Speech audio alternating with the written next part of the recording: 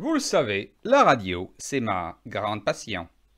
Ouais, bon, ça dépend des fois. Bonjour à tous, 73 de 14 km 40 06 opérateur Laurent, F4HZN, département 40. Donc je lis beaucoup de commentaires ou de publications à droite, à gauche, depuis d'ailleurs des années, sur le fait que chez certains OM, c'est silencieux. La radio, le 27 mégas, est plus ou moins silencieux. Il y a des difficultés à établir des contacts, etc. Et je me disais qu'il faudrait qu'on se penche sérieusement sur la question, sérieusement mais rapidement, sans en faire non plus un exposé scientifique, mais essayer de donner en tout cas des idées ou des tuyaux aux novices, alors soit des néophytes qui démarrent le 27 mégas, soit des OM qui reviennent depuis après 20 ans ou plus ou moins d'arrêt de la radio et qui ont des difficultés à entendre du monde sur 27 mégas, alors que le reste de la communauté civiste, si on peut l'appeler comme ça, n'en éprouve pas. Pour moi, c'est lié à trois grands facteurs. Donc, on va peut-être que parmi ces trois facteurs, il y a parmi ces trois grands facteurs, il y a quelque chose qui vous concerne. Si vous êtes en train de regarder cette vidéo, c'est que vous êtes éventuellement intéressé par en apprendre davantage là-dessus. Pourquoi est-ce que j'entends moins de monde que mon voisin? Pourquoi est-ce que là, lorsque je vais sur un forum ou un groupe d'un réseau social X ou Y, je vois que des stations équipées 27 mégas arrivent à faire des contacts à tel ou tel endroit et moi non? Alors, on va résumer les choses et aller assez vite. Donc, il y a trois grands facteurs à mon avis. Le premier facteur qui vous empêche, donc il va falloir étudier ça, d'être aussi performant en écoute et en émission d'ailleurs qu'un voisin ou qu'un copain à l'autre bout de la France, c'est le matériel évidemment. Il faut démarrer par là. Il va falloir s'intéresser à son matériel, regarder ce qui se passe. Donc, le TX, est-ce qu'il a été, l'émetteur-récepteur, est-ce qu'il est de bonne qualité dans le sens, est-ce qu'il est repassé sur un banc, est-ce qu'il n'est pas trop âgé, est-ce qu'il est repassé sur un banc, le banc d'un technicien pour réglage de certains composants. Il y a évidemment des choses qui vieillissent mal à l'intérieur, des condensateurs, etc. Tout un tas de composants qui peuvent expliquer qu'une réception soit par exemple atténuée ou qu'une émission soit pas bonne et qu'on ne vous entende pas. Bon, donc déjà techniquement, il faut vérifier que le TX soit opérationnel. Il n'y a pas que le TX. S'il est neuf, il y a des grandes chances qu'il soit opérationnel. Donc il va falloir s'intéresser aussi à l'antenne. L'antenne, une antenne, ça ne se place pas n'importe où, n'importe comment, si on veut qu'elle soit efficace. Évidemment, vous allez me dire, ça fait longtemps que je le lis quand je commence à aborder le sujet sur les réseaux sociaux, mais vous allez me dire qu'on ne peut pas, on n'a pas tous la chance d'avoir un jardin avec de la place, avec un chac à côté, etc. Donc, on a tous des compromis à faire. En général, on a des compromis à faire dans le placement de l'antenne, mais le mieux, c'est évidemment placer une antenne extérieure. Les combles, ça peut marcher avec une antenne filaire, mais c'est quand même en dessous, en deçà de ce qu'on attend d'une antenne.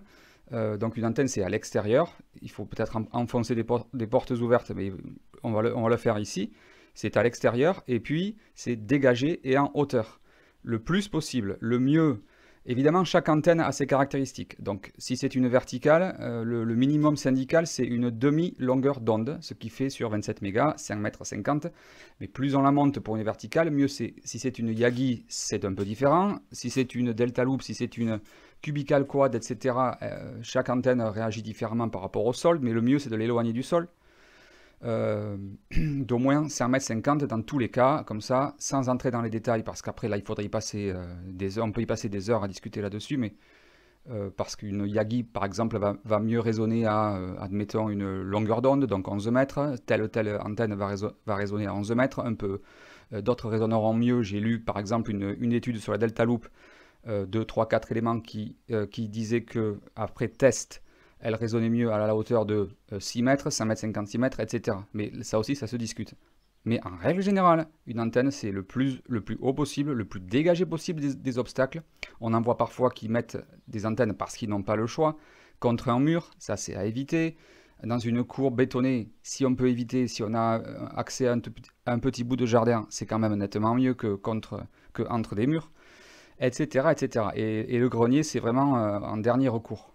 Et encore avec une antenne filaire. Bon, et puis il y a évidemment dans le matériel, je suis toujours dans le matériel, il y aurait évidemment à vérifier le coaxial, est-ce qu'il n'est pas trop long? On sait que passer 10-15 mètres, il vaut mieux éviter le RG58, qui est le coaxial qu'on vend, qui se vend le plus finalement, avec c'est du 6 mm, mais qui au-delà d'une certaine longueur, donc on peut discuter sur la longueur, moi je dirais qu'au bout de, enfin à partir de 10 mètres, il vaut mieux éviter. D'autres diront 15, d'autres diront 5. Le mieux c'est du coaxial alors faible perte certes, mais surtout épais et blindé. Donc vous avez par exemple l'Ecoflex 10 qui est pas mal, le RG213, il y a l'embarras du choix. Mais plus la longueur va être importante, plus il va falloir taper dans du coaxial de qualité et épais. Donc voilà déjà pour les 3 paramètres qui concernent le matériel, vérifier le matériel. Et évidemment, j'oublie après, je passe parce que j'essaye de faire une petite vidéo de vulgarisation et pas un exposé scientifique, mais on pourrait s'intéresser aussi à ce que vous placez entre l'antenne et l'émetteur-récepteur, entre l'antenne et le transceiver. Est-ce que vous n'avez pas rajouté trop de petits appareils de mesure alors qu'il n'y en a pas forcément besoin en permanence? Est-ce que vous n'avez pas un matcher, une boîte de couplage alors qu'il n'y en a pas besoin? Est-ce que vous n'avez pas branché j'en sais rien, un duplexeur qui serait de mauvaise qualité, etc. Il faut vérifier. Normalement, une antenne, c'est directement au cul du transceiver. Mais on ne peut pas toujours éviter, parce qu'on a parfois besoin d'un duplexeur et d'un appareil de mesure. Mais le mieux, c'est de faire ces mesures et ensuite de brancher directement. Voilà pour l'aspect matériel. Deuxième paramètre que je vais décortiquer, c'est évidemment la propagation. Est-ce qu'on est dans une période où la propagation est favorable? Donc, je ne vais pas revenir là-dessus parce que j'ai déjà publié là-dessus sur Facebook par exemple. Je vais mettre le lien en dessous, mais là, la propagation, on peut la découper on peut dire, allez, à la louche, on va donner deux grands types de propagation. Donc il y a la propagation estivale, celle qu'on appelle sporadique et qui se sert de la couche E de l'ionosphère. Donc ça va pas très loin. Ça va de 500, grosso modo, parfois 400, 300 km à environ 2000. Ça va pas au-delà, c'est très rare. Et puis il y a la propagation qui va taper sur la couche F2. Et là, il va y avoir plusieurs rebonds. Mais pour que la couche F2 nous permette d'entendre, par exemple, le Pacifique ou l'Asie, il faut qu'il y ait des taches solaires actives sur le Soleil. Et ça, c'est tous les 11 ans, 11-12 ans. Parfois un peu moins. Bon, tout ça sont des paramètres très complexes qu'on ne maîtrise pas. Mais en règle générale, j'écoute le 27 mégas environ à peu près tous les jours, ne serait-ce que 5 minutes un peu le soir en rentrant du taf du travail pour me vider un peu la tête. Et en général, sur 365 jours, je n'ai jamais constaté de jour de blackout. C'est-à-dire il y a des blackouts qui se mettent en place pour des raisons X ou Y, des raisons liées à l'activité solaire, mais ils ne durent jamais plus de quelques heures. Je n'ai jamais, en tout cas depuis les dernières années, entendu une journée complète sans propagation. Il y en a toujours un peu le matin, puis après, évidemment, il peut y avoir des fluctuations et ça peut se tasser, c'est vrai. Ou alors le soir, à la nuit tombée, en propagation E ou F2, il y a toujours quelque chose à entendre selon où on se trouve. Là, je vais y revenir aussi dans un troisième point, mais la propagation, en fait, 365 jours par an sur 27 mégas, elle est présente avec des fluctuations. Il peut y avoir, sur une journée de 24 heures, il peut y avoir juste 1 heure de propagation où ça s'ouvre, lorsque le cycle solaire est très bas, lorsqu'on est en plein hiver, etc. Mais il y a toujours quelque chose à entendre. On peut toujours mettre quelque chose dans le log, un OM, à l'autre bout de la France en été ou à l'autre bout du monde en hiver, dans le log. Bon, alors il y a un troisième grand paramètre qui explique qu'on peut éventuellement ne pas entendre grand chose à la radio. Si le matériel est bon, si tout le matériel est bon, on n'a fait aucune erreur sur le matériel, antenne, coax, etc. Le TX est bien réglé, bien équilibré. La propagation est ouverte, on est dans la montée du cycle solaire, donc là on est en 2023, il est en pleine expansion, en pleine augmentation, et ça peut être le QTH. Donc le QTH, on sait que plus on descend en latitude sur le globe, plus les couches de l'atmosphère sont ionisées, forcément le soleil tape plus à la verticale, donc on a une propagation qui est meilleure dans le sud de l'Europe ou dans le nord de l'Afrique par exemple que dans le nord de l'Europe. Ça c'est logique et on ne peut pas y faire grand chose. Ça voudrait dire que quelqu'un qui est à Lille a moins de chances qu'un Marseillais ou qu'un Perpignanais. C'est pas aussi simple que ça, mais dans certains cas, il faut en tenir compte. Dans certains cas uniquement. C'est-à-dire que par exemple, je parlais de la propagation F2, dans ce cas-là, c'est vrai. C'est vrai, mais c'est pas tout le temps, c'est pas rédhibitoire. Un Lillois qui est bien équipé, qui a une station comment dirais-je, de qualité, avec une Yagi extrêmement, alors avec pas mal d'éléments sur sa Yagi, sur un pylône de plus de 10 mètres, il aura plus de chances d'avoir, admettons, l'Australie qu'un Marseillais qui est avec une ML145 sur le balcon. Donc il y a évidemment beaucoup de paramètres à prendre en compte, c'est pour ça que je dis que c'est pas si simple. Mais en général, plus on le descend en altitude, plus la propagation va être favorable en ce qui concerne la propagation F2, qui est intercontinentale. Donc la propagation E, inter-européenne ou intra-française, n'est pas concernée ni d'ailleurs par le cycle solaire, elle est indépendante, ni par la latitude. Il peut y avoir des liaisons entre la Finlande et le pôle Nord, s'il y a quelqu'un au pôle Nord, admettons. Et avec de très bons signaux. Donc évidemment, il y a ça à prendre en compte. Mais il n'y a pas que ça. Quand je parle du QTH, je parle aussi de l'environnement. Je disais tout à l'heure qu'une antenne, ça ne se pose pas entre 4 murs de béton dans une cour qui serait en goudron et en béton, donc, qu'il vaut mieux la dégager. Bon, ben, le QTH, évidemment, si on est en hauteur, avec un angle de tir idéal sur l'horizon, parce qu'on n'a rien qui nous gêne à 360 degrés, on va avoir plus de chances d'avoir tel ou tel contact, d'avoir tel ou tel pays que le même OM avec la même station, admettons, exactement de A à Z, mais qui serait placée tout à fait en bas d'un coteau, vraiment tout à fait en bas d'un coteau, et gênée d'un côté de l'horizon par ce fameux coteau.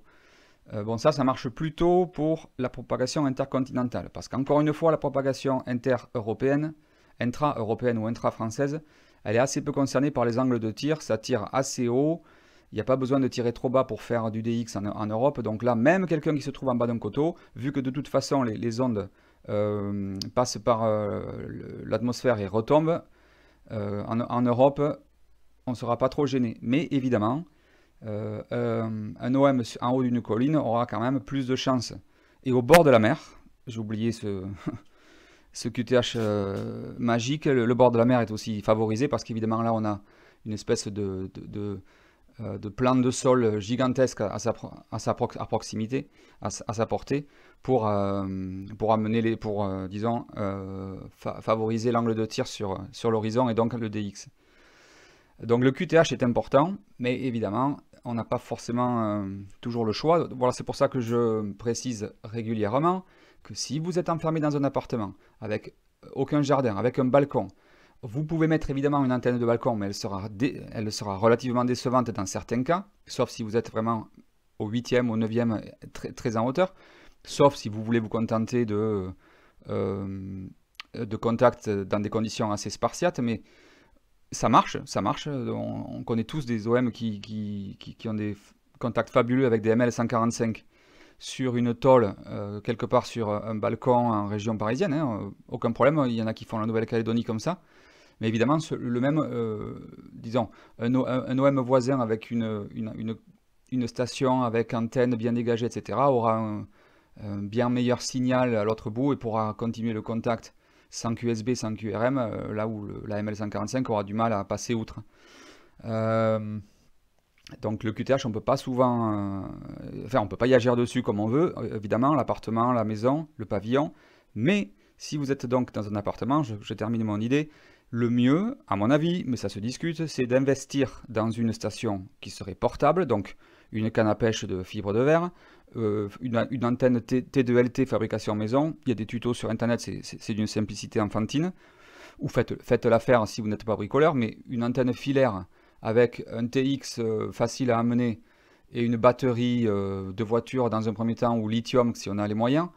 Bon, ben c'est toujours mieux d'avoir ça quelque part dans un sac à dos et d'être prêt à mettre ça dans le coffre de la voiture pour aller faire de la radio quelque part sur un point haut à proximité de chez soi que de rester enfermé donc dans le béton qui n'est vraiment pas, qui ne favorise pas les contacts radio parce qu'il peut y avoir du QRM. Et j'en viens à mon dernier point et je clôture la vidéo en vous remerciant de l'avoir écouté jusqu'ici, c'est qu'évidemment on a autre point qui peut, et je termine là-dessus parce que c'est un point qui revient excessivement souvent, c'est le QRM.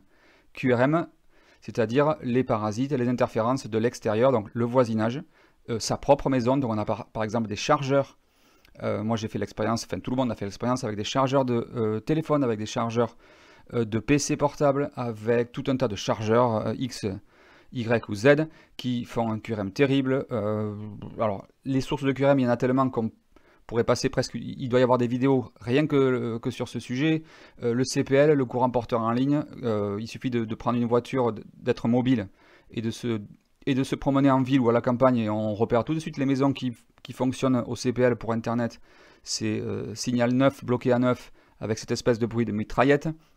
Le QRM électrique, les lignes électriques évidemment, les transformateurs électriques, EDF, enfin NJ, enfin bref, électrique.